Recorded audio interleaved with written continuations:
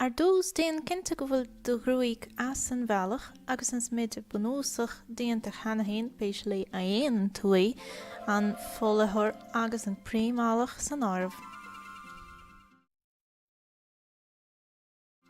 Díoghaibh a gaile in nuamh déana mé Smideadh gur Carnaval Brasaíleach agus níl cola i gam an bhliain seo is trua ach just rinne rudéigen an seo anas gomach is gam na dahanna le nósáid sa Smideadh. So haibh dathósúil ha me gúsáid ceann bán de chud fót sin branda Brasaíleach ar Chaidán agus Bíodh Killer ag Jeffrey Star. Tus nóimid leis an ceann bán agus déan cinnte nach bhfuil aon rud seachas bán ar an scób sin an chúis go bhfuil méid se scób éagsúla a gam.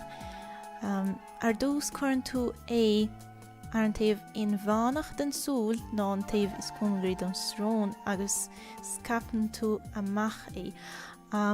Cruthíonn sé sin spás breise idir na súla agus thoise sin go hálann ar an chuid is mó daoine.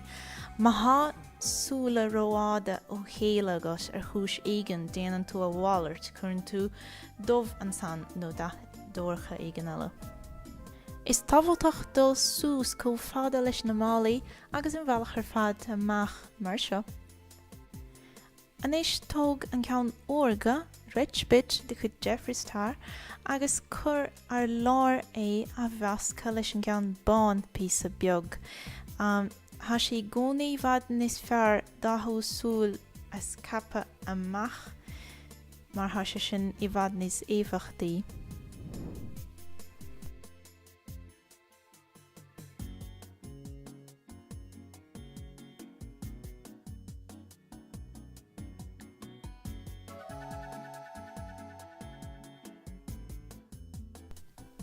Agus an ceann eile.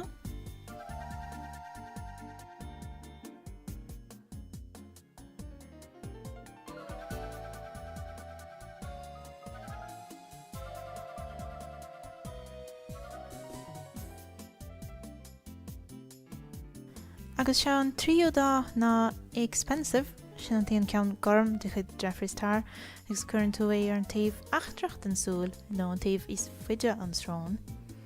Agus déantar í a bheasca leis na cain eile.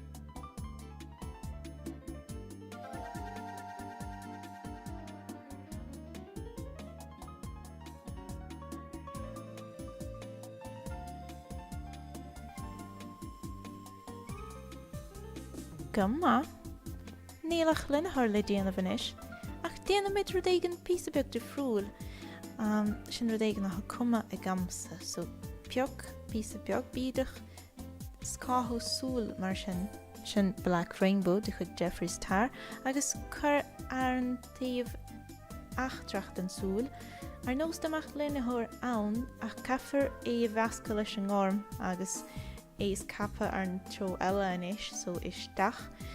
Anas gomach cuma datathe so tugam sé linnear datathe ar an technique sin.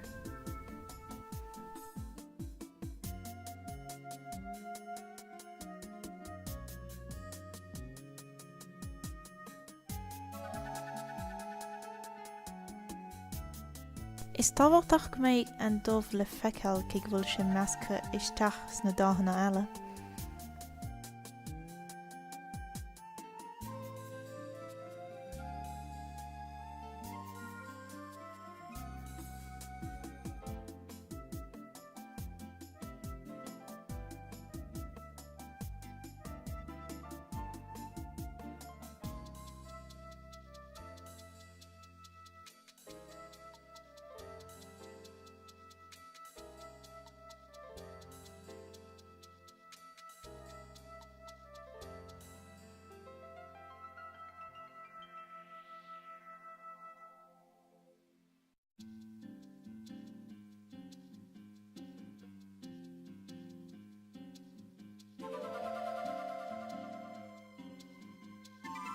Seo glas úsáideach I ggur Bíodh go háirthe a thoise dubh nó dearg nó pe eile tharbh míná dúrtha ná scáthú súla a chuir do bheola sula gurn tú an Bíodh féin agus sin chúis ná ní imíon an dach có híosca mar sin.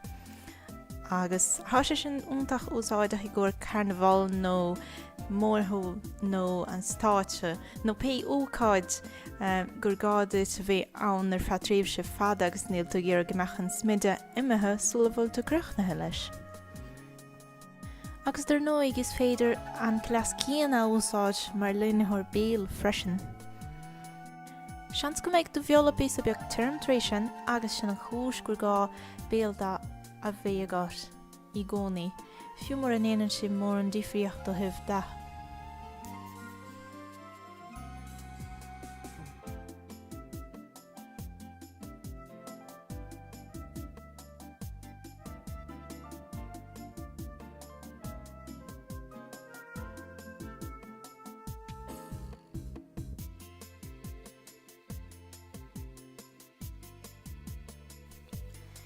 Agus inis, Bíodh. Fuair is ceann de chuid bholt chumá is íomhan am an brandar seo sa Mórshiúl há ard chaidán ar fad I buint leis agus rud éigean ealathe ana as faoi ná níanann sé tastal ar ana bheithe I níon chur. So, yeah, mála méid go háard sa spéir.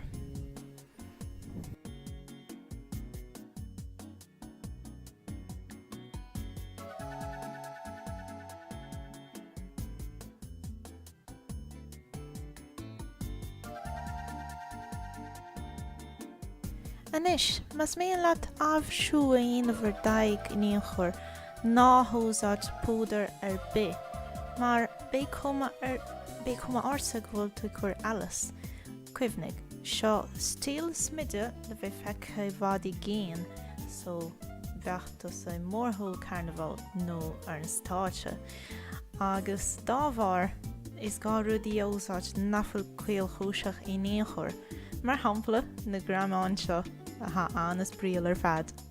Hána chud gealra an tú. Well, is féidir gealra a úsáid an san chumá féin se sin anna chairach, anna úsáideach.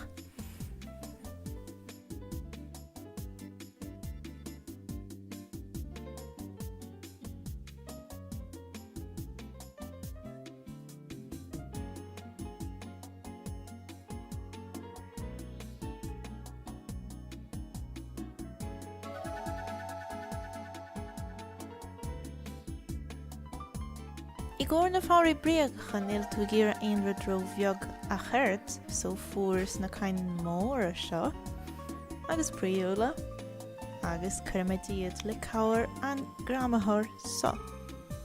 Aha, anna bhádar leomsa.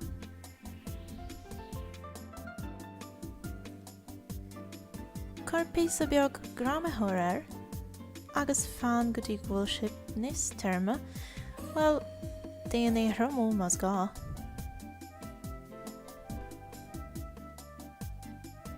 Agus a ceann eile.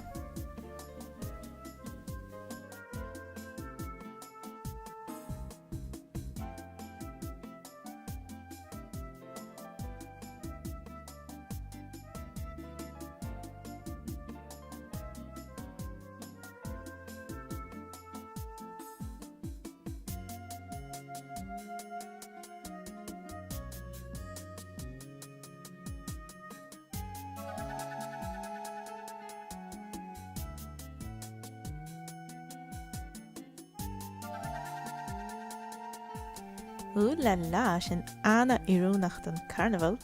A chanéis han cuma armthóla go bhfuil I bhfad an iommarcha chús agus níl aon rud ag tarlú foinsúla. So déanam mé rud éigean nach néanam siad ag an nach linneóir garm a chur faoi mathóla just anas gomach rud éigean an san.